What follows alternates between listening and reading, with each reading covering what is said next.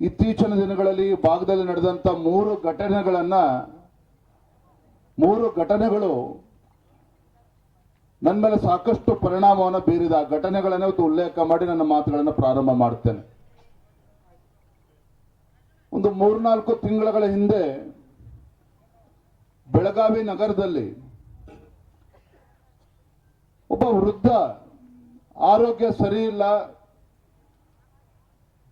ಮಕ್ಕಳು ಕಷ್ಟಪಟ್ಟು ಕರ್ಕೊಂಡ್ಬಂದು ಆಸ್ಪತ್ರೆಗೆ ಅಡ್ಮಿಟ್ ಮಾಡಿದ್ದಾರೆ. ಆರೋಗ್ಯದ ಏರುಪೇರು ನಿರಂತರವಾಗಿ ನಡೀತಾ ಇದೆ. ಏನಾಗ್ತದೋ ಆ ತಂದೆಗೆ ಖಾತ್ರಿ ಇಲ್ಲ. ಹಾಗಾಗಿ ಮಕ್ಕಳು ಏನ್ ಮಾಡ್ಬೇಕು ಆ ಸಂದರ್ಭದಲ್ಲಿ? ಆತನಿಗೆ 2 ಗಂಡು ಮಕ್ಕಳು, 1 ಹೆಣ್ಮಗಳು ಇದ್ರು. ಎಲ್ಲರೂ ವಿದ್ಯಾವಂತರು, 3 ಜನರು ಕೂಡ ವಿದ್ಯಾವಂತರಿದ್ದಾರೆ. ಒಬ್ರು ಸರ್ಕಾರಿ ನೌಕರಿಯಲ್ಲಿದ್ದಾರೆ. ನಾಳೆ ತಂದೆಗೆ ಆರೋಗ್ಯ ಹೆಚ್ಚು ಕಮ್ಮಿ ಆಗಿ ನಾಳೆ ನಮ್ಮ ಮಧ್ಯೆ ಇಲ್ಲ ಅಂತ ಹೇಳಿದ್ರೆ ಏನು ಆತಂಕ. ಅದಕ್ಕೆ ಏನ್ ಮಾಡಿದ್ರು ಮಕ್ಕಳು ಅಂತ ಹೇಳಿದ್ರೆ, ಆಸ್ಪತ್ರೆಗೆ ಹೋಗಿ ತಂದೆ ಆರೋಗ್ಯವನ್ನ ವಿಚಾರಿಸೋದನ್ನ ಬದಿಗಿಟ್ಟು ಒಂದು ಸ್ಟಾಂಪ್ ಪೇಪರ್ನ ತೆಗೆದುಕೊಂಡು ಕಾಗದ ಪತ್ರನ ತೆಗೆದುಕೊಂಡು ಬಂದು, ಚಾಪಾ ಕಾಗದವನ್ನು ತೆಗೆದುಕೊಂಡು ಅವರ ತಂದೆಯ ಒಂದು ಥಂಬ್ ಇಂಪ್ರೆಷನ್ ಅನ್ನ, ಹೆಬ್ಬೆಟ್ಟಿನ ಗುರುತನ್ನ ಪತ್ರಕ್ಕೆ ಅಂದ್ರೆ ಸಹಿ ಆಗ್ತಕ್ಕಂಥ ಒಂದು ಪ್ರಯತ್ನವನ್ನು ಮಾಡಿರ್ತಕ್ಕಂಥದ್ದು ಪತ್ರಿಕೆಯಲ್ಲಿ ಉಲ್ಲೇಖ. ಏನದು? ಆಸ್ತಿಯನ್ನ ನನಗೆ ಎಷ್ಟು ಬರಬೇಕು, ನನ್ನ ತಮ್ಮನಿಗೆ ಎಷ್ಟು ಬರಬೇಕು, ನನ್ನ ತಂಗಿಗೆ ಎಷ್ಟು ಬರಬೇಕು. ಅಂದ್ರೆ ಯಾವ ತಂದೆ ತಾಯಂದಿರು ತನ್ನ ಮಕ್ಕಳು ನಮಗೆ ಒಂದು ತುತ್ತು ಅನ್ನ ಕಡಿಮೆ ಆದ್ರೂ ಪರವಾಗಿಲ್ಲ, ನಾವು ಹೆತ್ತಂತ ನಮ್ಮ ಮಕ್ಕಳುಗಳು ಒಳ್ಳೆ ಶಿಕ್ಷಣನ ಕೊಡಬೇಕು, ಅವರು ಜೀವನದಲ್ಲಿ ಎತ್ತರಕ್ಕೆ ಬರಬೇಕು ಅಂತ ಕನಸನ್ನ ಕಂಡಿದಂತ ತಂದೆಯ ಪರಿಸ್ಥಿತಿ ಹೆಂಗಿದೆ ಅಂತ ಹೇಳಿದ್ರೆ, ಕೊನೆಯ ಗಳಿಗೆಗೆ ಮಕ್ಕಳು ಬಂದು ಆಸ್ತಿ ಎಷ್ಟು ಬರ್ಸ್ಕೋಬೇಕು ಅನ್ನೋ ಪ್ರಯತ್ನ ಮಾಡಿರ್ತಕ್ಕಂಥದ್ದು ಆ ಪತ್ರಿಕೆ ಉಲ್ಲೇಖನ ಆಯ್ತಲ್ಲ, ನಿಜವಾಗ್ಲೂ ಕೂಡ ಒಂದು ಆತಂಕ ತರ್ತಕ್ಕಂಥ ಒಂದು ಘಟನೆಯನ್ನು ನಾವು ನೋಡಿದ್ದೇವೆ. ಮೊನ್ನೆ ಚಳಿಗಾಲದ ಅಧಿವೇಶನ ಕೆಎಲ್ಇ ಆವರಣದಲ್ಲಿ ನಾವು ಬೆಳಗ್ಗೆ ನಾನು ನಮ್ಮ ಶಾಸಕ ಮಿತ್ರರು, ಜಿಲ್ಲೆಯ ಅಧ್ಯಕ್ಷರು ಕೂಡ ಎಲ್ಲರೂ ವಾಕ್ ಮಾಡ್ತಾ ಇದ್ವಿ. ಮುಂಜಾನೆ ಬೆಳಗ್ಗೆ 6 ಗಂಟೆಗೆ 6:30 ವಾಕ್ ಮಾಡ್ತಾ ಇರ್ಬೇಕಾದ್ರೆ ಎದುರುಗಡೆ ದ್ವಿಚಕ್ರ ವಾಹನದಲ್ಲಿ ಒಬ್ಬ ಬರ್ತಾ ಇದ್ದ. ಹಿಂದಿನ ದಿನ ನಾನು ಕೂಡ ಗಮನಿಸ್ತಾ ಇದ್ದೆ.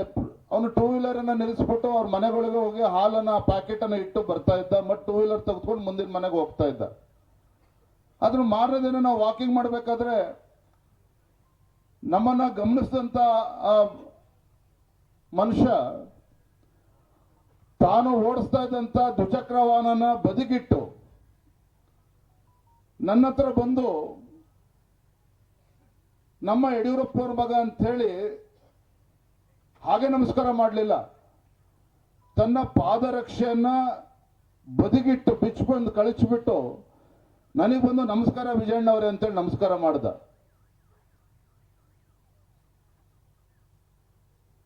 ಇವತ್ತು ನಡೆದಿರ್ತಕ್ಕಂಥ ಘಟನೆ ನನಗೆ ಆಶ್ಚರ್ಯ ಆಯ್ತು. ನನಗೆ ಈ ತಪೋವನ ಜಾಗದ ಹಿನ್ನೆಲೆ ನನಗೆ ಗೊತ್ತಿರಲಿಲ್ಲ.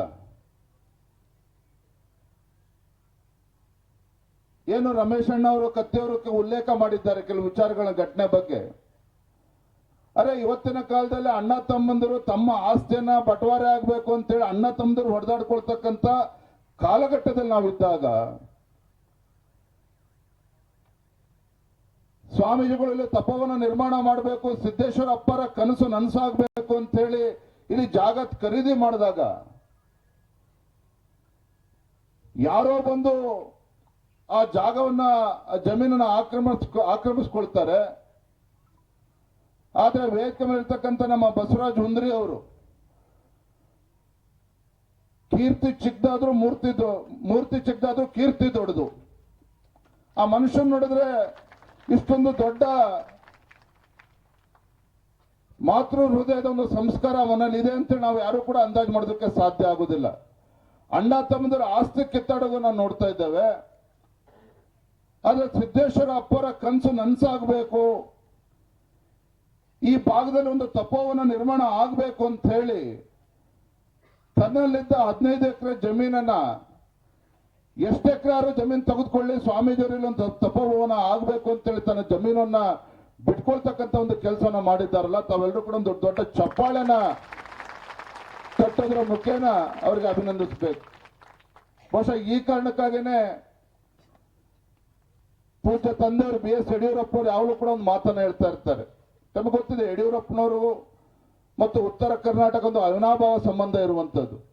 ತಂದೆಯವರು ಯಾವಾಗಲೂ ಕೂಡ ಒಂದು ಮಾತನ್ನ ಹೇಳ್ತಾ ಇರ್ತಾರೆ, ಉತ್ತರ ಕರ್ನಾಟಕದ ಜನತೆಗೆ ಬಡತನ ಇರ್ಬೋದು, ಉತ್ತರ ಕರ್ನಾಟಕದಲ್ಲಿ ಬಡವರು ಇರ್ಬೋದು, ಆದರೆ ಹೃದಯ ಶ್ರೀಮಂತಿಕೆಗೆ ಯಾವುದೇ ಒಂದು ಕೊರತೆ ಇಲ್ಲ ಅನ್ನೋ ಮಾತನ್ನ ಸನ್ಮಾನ್ಯ ಯಡಿಯೂರಪ್ಪನವರು ಹೇಳ್ತಾ ಇದ್ದಾರೆ. ಇವತ್ತಿನ ಈ ಕಾರ್ಯಕ್ರಮ ಬಸವರಾಜ ಹುಂದ್ರಿ ಅವರು ಮಾಡಿರ್ತಕ್ಕಂಥದ್ದು ಪುಣ್ಯದ ಕೆಲಸ, ಆ ಹೃದಯ ಶ್ರೀಮಂತಿಕೆಯನ್ನು ನೆನಪು ಮಾಡಿಕೊಡ್ತದೆ ಅನ್ನೋ ಮಾತನ್ನ ನಾನು ಈ ಸಂದರ್ಭದಲ್ಲಿ ಹೇಳೋದಕ್ಕೆ ಇಚ್ಛೆ ಪಡ್ತೇನೆ.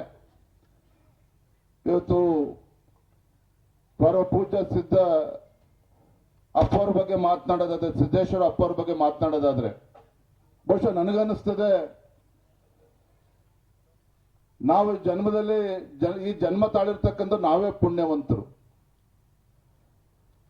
ತುಮಕೂರಿನ ಸಿದ್ಧಗಂಗೆಯ ಶ್ರೀಗಳು ನಡೆದಾಡುವ ದೇವರು ಅಂತೇಳಿ ನಾವು ಈ ನಾಡಿನ ಜನ ಪೂಜನೆ ಮಾಡ್ತಾರೆ. ಸಿದ್ಧಗಂಗೆಯ ಶ್ರೀಗಳು ಈ ನಾಡಿಗೆ ಅರಿವಿನ ಜ್ಯೋತಿಯನ್ನ ಬೆಳಗಿರ್ತಕ್ಕಂಥವ್ರು. ಹಾಗಾಗಿ ಅವ್ರನ್ನ ನಡೆದಾಡುವ ದೇವರು ಅಂತೇಳಿ ನಾವೆಲ್ಲರೂ ಕೂಡ ಪೂಜನೆ ಮಾಡುವಂಥದ್ದು. ಮತ್ತೊಂದು ಕಡೆ ಇವತ್ತು ಕರ್ನಾಟಕದಲ್ಲಿ, ವಿಶೇಷವಾಗಿ ಉತ್ತರ ಕರ್ನಾಟಕದಲ್ಲಿ ಶತಮಾನದ ನಡೆದಾಡುವ ಸಂತರಾಗಿ ಸಮಾಜಕ್ಕೆ ಬೆಳಕನ್ನು ಕೊಟ್ಟು ಮಾರ್ಗವನ್ನು ತೋರಿಸತಕ್ಕಂಥ ಸಿದ್ದೇಶ್ವರ ಅಪ್ಪವರು ಈ ಕಾರಣಕ್ಕಾಗಿನೇ ನಮ್ಮ ನಾಡಿನ ಜನ ನಡೆದಾಡುವ ದೇವರು ಅಂತೇಳಿ ಅವರನ್ನು ಕೂಡ ಪೂಜಿಸ್ತಕ್ಕಂಥದ್ದು. ಎಲ್ಲ ಒಂದ್ ಕಡೆ ನನಗೆ ಅನ್ನಿಸ್ತದೆ, ಇವತ್ತು ದೇವರು ಭೂಮಿ ಮೇಲೆ ಇರ್ತಕ್ಕಂಥ ಮಾನವನಿಗೆ ಸತ್ಯದ ದರ್ಶನವನ್ನ ಕೊಡಬೇಕು ಅಂತ ಹೇಳಿದ್ರೆ ದೇವರು ಪ್ರತ್ಯಕ್ಷ ಆಗೋದಕ್ಕೆ ಸಾಧ್ಯ ಇಲ್ಲ, ನೇರವಾಗಿ ಪ್ರತ್ಯಕ್ಷ ಆಗೋದಿಲ್ಲ. ಆದ್ರೆ ಮನುಷ್ಯನಿಗೆ ಸತ್ಯದ ದರ್ಶನ ಆಗಬೇಕು ಅಂತ ಹೇಳಿದ್ರೆ ತುಮಕೂರಿನ ಸಿದ್ಧಗಂಗೆಯ ಪರಮ ಪೂಜ್ಯ ಸ್ವಾಮೀಜಿಗಳು ಇರ್ಬೋದು, ಅದೇ ರೀತಿ ನಮ್ಮ ಸಿದ್ದೇಶ್ವರ ಅಪ್ಪರ ಮುಖೇನ ಇವತ್ತು ಭಗವಂತನೇ ಪ್ರತ್ಯಕ್ಷದರ್ಶಿಯಾಗಿ ಇವತ್ತು ಸಮಾಜವನ್ನ ಸರಿದಾರಿಯಲ್ಲಿ ತೆಗೆದುಕೊಂಡು ಹೋಗ್ತಕ್ಕಂಥ ನಿಟ್ಟಿನಲ್ಲಿ ಪರಮ ಪೂಜ್ಯ ಸಿದ್ದೇಶ್ವರ ಅಪ್ಪರ ಏನು ವಚನಗಳನ್ನು ನೆನಪು ಮಾಡಿಕೊಂಡ್ರೆ, ಅವರ ಮಾತುಗಳನ್ನ ಕೇಳಿದ್ರೆ ನಿಜವಾಗ್ಲೂ ಕೂಡ ಭಗವಂತನೇ ಪ್ರತ್ಯಕ್ಷನಾಗಿ ಅವರ ಮುಖೇನ ಈ ಮಾತುಗಳನ್ನು ಆಡಿಸಿದ್ದಾರೆ ಅನ್ನೋ ಭಾವನೆ ನಮ್ಮೆಲ್ಲರದು ಕೂಡ. ಹಾಗಾಗಿ ಇವತ್ತು ರಾಜ್ಯದಲ್ಲಿ ಎಲ್ಲರೂ ಕೂಡ ಆ ಜಾತಿ ಈ ಜಾತಿ ಅಂತ ಹೇಳ್ದೇನೆ ಎಲ್ಲ ಸಮಾಜ, ಎಲ್ಲ ವರ್ಗದ ಜನ, ಎಲ್ಲರ ಆರಾಧ್ಯ ದೈವರಾಗಿ ಇವತ್ತು ಸಿದ್ದೇಶ್ವರ ಅಪ್ಪರು ಇವತ್ತು ನಮಗೆ ನಮ್ಮ ಜೀವನದಲ್ಲಿ ನಮ್ಮ ಬೆಳಕನ್ನು ಕೊಡುವಂತ ಕೆಲಸ ಅವರು ಮಾಡ್ತಾ ಇದ್ದಾರೆ ಅನ್ನೋದನ್ನ ಈ ಸಂದರ್ಭದಲ್ಲಿ ಹೇಳ್ತಾ, ಅಂದು ಭಗೀರಥ ಮಹರ್ಷಿಗಳು ಗಂಗೆಯನ್ನ ಕರೆತಂದು ಭೂಮಿಯ ಮೇಲೆ ಜೀವರಾಶಿಗಳನ್ನ ಉಳಿಸ್ತಕ್ಕಂಥ ಕೆಲಸ ಮಾಡಿದ್ರು. ಆದ್ರೆ ಈ ಶತಮಾನದಲ್ಲಿ ಪರಮ ಪೂಜ್ಯ ಸಿದ್ದೇಶ್ವರ ಸ್ವಾಮೀಜಿಗಳವರು ಜ್ಞಾನ ಗಂಗೆಯನ್ನ ಧರೆಗೆ ತಂದು ಮನುಷ್ಯರಲ್ಲಿರ್ತಕ್ಕಂಥ ಕೊಳಕನ್ನ ತೊಳೆಯುವಂತ ಕೆಲಸ ಪರಮ ಪೂಜ್ಯ ಸಿದ್ದೇಶ್ವರ ಅಪ್ಪರಿಂದ ಆಗಿದೆ ಅನ್ನೋದನ್ನ ಈ ಸಂದರ್ಭದಲ್ಲಿ ಸ್ಮರಿಸ್ತಾ, ಹೆಚ್ಚು ಸಮಯವನ್ನ ತೆಗೆದುಕೊಳ್ಳದೇನೆ ಒಂದು ಘಟನೆಯನ್ನ ಹೇಳಿ, ಯಾಕಂದ್ರೆ ಕಾರ್ಯಕ್ರಮ ನೋಡಿದಾಗ ಒಂದು ನೆನಪಾಯಿತು ಘಟನೆ. ಹೀಗೆ ಒಬ್ಬ ದಾರಿ ಹೋಗ ಸಾಕ್ತಾ ಇರ್ತಕ್ಕಂಥ ಸಂದರ್ಭದಲ್ಲಿ ಒಂದು ಸ್ಮಶಾನದ ಮುಂದೆ ಹೋಗ್ತಾ ಇರ್ತಾನೆ.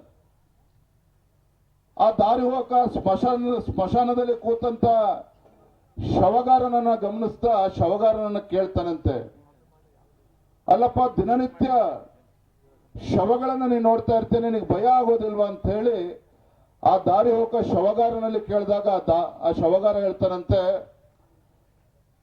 ದಾರಿ ಹೋಗನೆ ನನಗೆ ಶವಗಳನ್ನ ನೋಡಿದಾಗ ನನಗೆ ಭಯ ಆಗೋದಿಲ್ಲ. ಕಾರಣ ಅಂತ ಹೇಳಿದ್ರೆ ಆ ಶವದ ಮುಖದಲ್ಲಿ ಕಾಣ್ತಕ್ಕಂಥದ್ದು, ಆ ಮುಖದಲ್ಲಿ ನೆಮ್ಮದಿ ಕಾಣ್ತದೆ, ಆ ಶವದ ಮುಖದಲ್ಲಿ ಸಂತೋಷ ಕಾಣ್ತದೆ.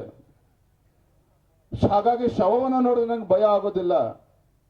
ಆದ್ರೆ ಬದುಕಿರ್ತಕ್ಕಂಥ ಮನುಷ್ಯರನ್ನ ನೋಡಿದ್ರೆ ನನಗೆ ಭಯ ಆಗ್ತದೆ. ಕಾರಣ ಅಂತ ಹೇಳಿದ್ರೆ ಆ ಮನುಷ್ಯನಲ್ಲಿ, ಆ ಮನುಷ್ಯನ ಮುಖದಲ್ಲಿ ಇವತ್ತು ಸಿಟ್ಟು ಕಾಣ್ತಾ ಇದೆ, ಅಸಂತೋಷ ಕಾಣ್ತಾ ಇದೆ, ಅಸಮಾಧಾನ ಕಾಣ್ತಾ ಇದೆ, ಕ್ರೂರತ್ವ ಕಾಣ್ತಾ ಇದೆ. ಹಾಗಾಗಿ ನನಗೆ ಶವವನ್ನ ನೋಡಿದಾಗ ನನಗೆ ಭಯ ಆಗೋದಿಲ್ಲ, ಬದುಕಿರ್ತಕ್ಕಂಥ ಮನುಷ್ಯರನ್ನ ನೋಡಿದ್ರೆ ಭಯ ಆಗುತ್ತೆ ಅನ್ನೋ ಮಾತನ್ನ ಆ ಶವಗಾರ ಹೇಳ್ತಾನಂತೆ. ಬಹುಶಃ ಇವತ್ತಿನ ಈ ತಪೋವನ ಈ ಕಾರ್ಯಕ್ರಮ ಆ ಬೆಟ್ಟದ ಮೇಲೆ ನಾವು ನಡಿಬೇಕಾಗಿತ್ತು, ಅಲ್ಲಿ ಕಾರ್ಯಕ್ರಮ ನಡಿಬೇಕಾಗಿತ್ತು. ಯಾವುದೋ ಕಾರಣದಿಂದ ಇವತ್ತು ಈ ಭಾಗದಲ್ಲಿ ಬಸವರಾಜ ಹುಂದಿಯವರು ಕೊಟ್ಟಿರ್ತಕ್ಕಂಥ ದಾನದ ಜಮೀನಲ್ಲಿ ಇವತ್ತು ಈ ಕೆಲಸ ಆಗ್ತಾ ಇದೆ, ಕಾರ್ಯಕ್ರಮ ನಡೀತಾ ಇದೆ ಅಂತ ಹೇಳಿದ್ರೆ ರಮೇಶ್ ಅಣ್ಣವರು ಎಲ್ಲ ವಿಚಾರಗಳನ್ನು ತಿಳಿಸಿದ್ದಾರೆ. ಇವತ್ತು ರಮೇಶ್ ಅಣ್ಣವ್ರು ಏನ್ ತಿಳಿಸಿದ್ದಾರೆ, ರಮೇಶ್ ಅಣ್ಣ ಇರ್ಬೋದು, ನಿಖಿಲ್ ಕತ್ತಿ ಅವರು ಇರ್ಬೋದು, ನಮ್ಮ ಎ ಬಿ ಪಾಟೀಲ್ ಸಾಹೇಬರು ಕೂಡ ಈ ಭಾಗದಲ್ಲಿದ್ದಾರೆ. ಕ್ಷಮಿಸಿ ಅವ್ರ ಹೆಸರನ್ನ ಉಲ್ಲೇಖ ಮಾಡಲಿಲ್ಲ. ಇವತ್ತು ರಮೇಶ್ ಅಣ್ಣ, ಎ ಬಿ ಪಾಟೀಲ್ ಅವರು, ನಿಖಿಲ್ ಕತ್ತಿ ಅವರು, ನಿಮ್ಮ ಜವಾಬ್ದಾರಿ ಹೆಚ್ಚಿರುವಂತದ್ದು. ಈ ತಪೋವನವನ್ನ ಉಳಿಸ್ಕೊಂಡು ಬೆಳೆಸ್ಕೊಂಡು ಹೋಗ್ತಕ್ಕಂಥ ಜವಾಬ್ದಾರಿ ನಮ್ಮೆಲ್ಲರದು ಕೂಡ ಇದೆ. ವೇದಿಕೆ ಮೇಲಿರ್ತಕ್ಕಂಥ ರಾಜಕೀಯ ಮುಖಂಡರದ್ದು ಕೂಡ ಇದೆ. ವೇದಿಕೆ ಮುಂಭಾಗದಲ್ಲಿ ಕೂತಿರ್ತಕ್ಕಂಥ ಎಲ್ಲ ನಮ್ಮ ಹಿರಿಯರು, ತಾಯಂದ್ರು, ತಾವೇನು ಕೂತಿದ್ರು, ನಮ್ಮೆಲ್ಲರದು ಕೂಡ ಕರ್ತವ್ಯ ಇದೆ. ನಾನು ರಾಜ್ಯದ ಭಾಜಪದ ಅಧ್ಯಕ್ಷನಾಗಲ್ಲ ಅಥವಾ ಶಿಕಾರಿಪುರ ಕ್ಷೇತ್ರದ ಶಾಸಕನಾಗಲ್ಲ, ಈ ಮಠದ ಭಕ್ತನಾಗಿ ಒಂದು ಮಾತನ್ನು ಹೇಳ್ತೇನೆ. ಪರಮ ಪೂಜ್ಯ ಸ್ವಾಮೀಜಿಗಳವರಿಗೆ ಅಂಜದೆ ಅಳುಕದೆ ಧರ್ಮವನ್ನ ರಕ್ಷಣೆ ಮಾಡ್ತಕ್ಕಂಥ, ಸಮಾಜವನ್ನ ಕಟ್ಟುವಂತ ಕೆಲಸ ನೀವು ಮಾಡ್ರಿ, ನಾವೆಲ್ಲರೂ ಕೂಡ ಸದಾ ನಿಮ್ಮ ಜೊತೆಲಿ ಇರ್ತೇವೆ ಅನ್ನೋ ಭರವಸೆನ ಕೊಡ್ತಾ ತುಂಬಾ ಸಂತೋಷ ಆಗಿದೆ. ಇವತ್ತು ನಮ್ಮ ಜಿಲ್ಲೆ ಅಧ್ಯಕ್ಷರು ಬೆಳಗಾವಿಯಿಂದ ಕರ್ಕೊಂಡು ಹೊರಟಾಗ ನಂಗೆ ಭಯ ಆಗ್ತಿತ್ತಲ್ಲ, ನನ್ನನ್ನೇ ಕಿಡ್ನಾಪ್ ಮಾಡ್ತಾ ಇದಾರೆ ಅಂತೇಳಿ. ಹೋಗ್ತಾ ಇದೀವಿ. ಇವತ್ತು ತಪೋವನ ಜಾಗನೇ ಕಾಣ್ತಾ ಇರಲಿಲ್ಲ. ಈ ಕಾಡುಗಳ ಮಧ್ಯೆ ಕರ್ಕೊಂಡ್ಬಂದು ಇವತ್ತು ಈ ಕಾರ್ಯಕ್ರಮದಲ್ಲಿ ನನ್ನನ್ನು ಕೂಡ ಭಾಗವಹಿಸೋದಕ್ಕೆ ಅವಕಾಶ ಕೊಟ್ಟಿರತಕ್ಕಂಥ ಪರಮ ಪೂಜ್ಯರಿಗೆ, ಇವತ್ತೆಲ್ಲ ಹಿರಿಯರ ಸಮ್ಮುಖದಲ್ಲಿ ನನಗೂ ಕೂಡ 4 ಮಾತನಾಡೋದಕ್ಕೆ ಅವಕಾಶ ಮಾಡಿರ್ತಕ್ಕಂಥ ಎಲ್ಲ ಕಾರ್ಯಕ್ರಮದ ಆಯೋಜಕ ಎಲ್ಲರೂ ಕೂಡ, ವೇದಿಕೆ ಮೇಲಿರ್ತಕ್ಕಂಥ ಎಲ್ಲ ಹರಗುರು ಚರಮೂರ್ತಿಗಳಿಗೆ ಮತ್ತೊಮ್ಮೆ ಭಕ್ತಿಪೂರ್ವಕವಾಗಿ ಪ್ರಣಾಮಗಳನ್ನು ಸಲ್ಲಿಸ್ತಾ, ವೇದಿಕೆ ಮೇಲೆ ಆಸೀನರಾಗಿರ್ತಕ್ಕಂಥ ಮಾನ್ಯ ಸಂತೋಷ್ ಜಿ, ಎಲ್ಲರ ಹಿರಿಯರು ಎಲ್ಲರಿಗೂ ಕೂಡ ಮತ್ತೊಮ್ಮೆ ನನ್ನ ಪ್ರಣಾಮಗಳನ್ನು ಸಲ್ಲಿಸ್ತಾ, ವೇದಿಕೆ ಮುಂಭಾಗದಲ್ಲಿ ಆಸೀನರಾಗಿರ್ತಕ್ಕಂಥ ಎಲ್ಲ ಶ್ರದ್ಧೆ ತಾಯಂದರಿಗೆ, ಹಿರಿಯರಿಗೆ, ಪತ್ರಿಕಾ ಹಾಗೂ ಮಾಧ್ಯಮದ ಸ್ನೇಹಿತರು ಕೂಡ ವಂದಿಸಿ ನನ್ನ ಮಾತುಗಳಿಗೆ ವಿರಾಮಗಳನ್ನು ಹೇಳ್ತಾ ಇದ್ದೇನೆ. ನಮಸ್ಕಾರ, ವಂದನೆಗಳು.